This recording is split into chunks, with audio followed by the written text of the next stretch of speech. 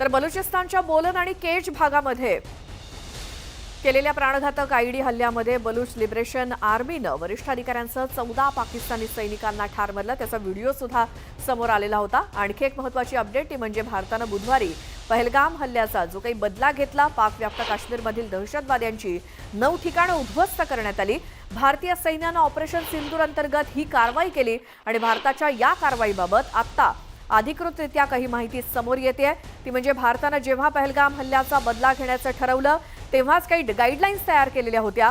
निष्पाप लोकांचे जीव न घेता फक्त दहशतवाद्यांना उद्ध्वस्त करायचं हेच उद्दिष्ट भारताचं होतं। त्यामुळे भारतीय हवाई दलानं राफेल, Su-30, मिराज 2000 हे नवीन तंत्रज्ञानाच्या लढाऊ विमानांचा वापर करत सीमारेषा न ओलांडता पाकिस्तानवरती हल्ले केले। त्यामुळे या हल्ल्यात निष्पाप लोकांचे जीव न जाता फक्त दहशतवाद्यांचा खात्मा झालाय। अचूकपणे हल्ला करण्यासाठी स्पाइस 2000 या लढाऊ विमानाचा वापर करण्यात आला। अचूकपणे दूरच्या लक्ष्यावरती मारा करण्यासाठी स्कॅल्प क्षेपणास्त्राचा देखील वापर केला गेलाय। स्कॅल्प क्षेपणास्त्र हद्दीत राहूनच दूरवरती लक्ष भेदतं आणि अशा अनेक लढाऊ विमानांचा वापर आणि क्षेपणास्त्रांचा वापर करत भारतानं आपलं लक्ष्य साध्य केलं।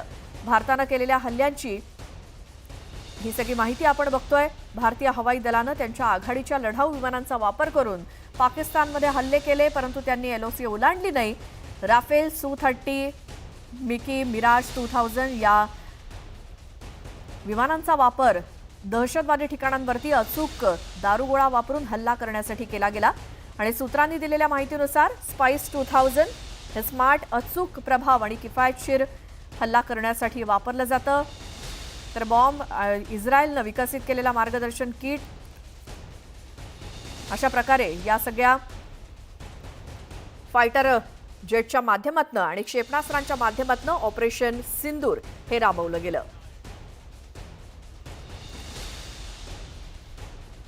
तर भारतीय सैन्य दलानं ऑपरेशन सिंदूर अंतर्गत पाकव्याप्त काश्मीरमधील दहशतवाद्यांची ठिकाणं उद्ध्वस्त केली आणि पहलगाम हल्ल्याचा बदला म्हणून दहशतवाद्यांची 9 ठिकाणं जमीनदोस्त करण्यात आली। यात अनेक दहशतवादी मारले गेलेत आणि या ऑपरेशन सिंदूरमध्ये लॉयटरिंग म्युनिशन या आत्मघातकी ड्रोन्सचा देखील वापर करण्यात आला। बेंगळुरूमध्ये बनवण्यात आलेल्या या स्काय स्ट्रायकर ड्रोन्सनी दहशतवाद्यांच्या तळावरती अचूक हल्ला केला आणि अगदी अचूकपणे दहशतवादी ठिकाणं टिपण्यात आली। भारतीय सेनेनं 2021 मध्ये असे 100 ड्रोन्स खरेदी केले होते आणि याचा वापर ऑपरेशन सिंदूरमध्ये पहिल्यांदाच करण्यात आला।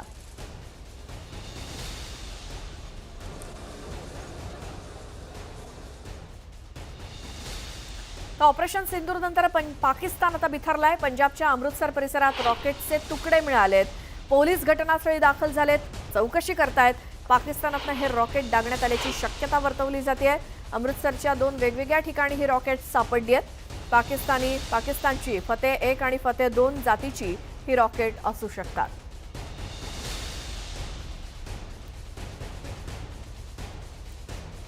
तर भारताच्या ऑपरेशन सिंदूर नंतर पाकिस्तानमध्ये भीतीचं वातावरण आहे। भारत पुन्हा कधीही स्ट्राईक करून दणका देऊ शकतो ही भीती पाकला सतावते। त्यामुळेच पाकिस्तानी लष्कराची झोप उडाली आहे। पाकिस्तानातल्या रावळपिंडी इथे पाक आर्मीच्या मुख्यालयात ब्लॅकआउट करण्यात आलं होतं।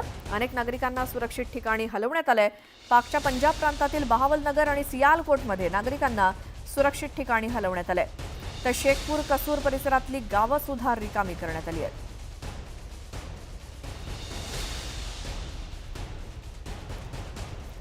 ऑपरेशन सिंदूरमुळे बिथरलेल्या पाकनं आता निरपराध नागरिकांना लक्ष्य करण्यास सुरुवात केली आहे। सीमावर्ती भागातील नागरिकांवरती पाकनं हल्ले करायला सुरुवात केली। या नागरिकांच्या घरावरती तोफा आणि गोळीबार पाकिस्तानकडनं केला जातोय। या पाकड्यांच्या गोळीबारामुळे निष्पाप नागरिकांचा जीव जातोय। पाकिस्तानच्या या गोळीबारामुळे भारतातल्या 15 निष्पाप नागरिकांचा मृत्यू झालाय। पूंछ, राजौरी, अखनूरमध्ये पाककडनं सातत्यानं गोळीबार होत आहेत। भारतानं ऑपरेशन सिंदूरमध्ये फक्त दहशतवादी तळांनाच लक्ष्य केलं होतं। कोणत्याही सर्वसामान्य नागरिकांना फटका बसणार नाही याची दक्षता भारतानं घेतली होती। मात्र पाकिस्ताननं नेहमीप्रमाणेच निरपराध नागरिकांना लक्ष्य केलं। इतकाच नव्हे तर पूंछमधल्या गुरुद्वारावर सुद्धा पाकनं हल्ला केला। तर काश्मीरमधल्या एका मशिदीवर पाकनं हल्ला केला।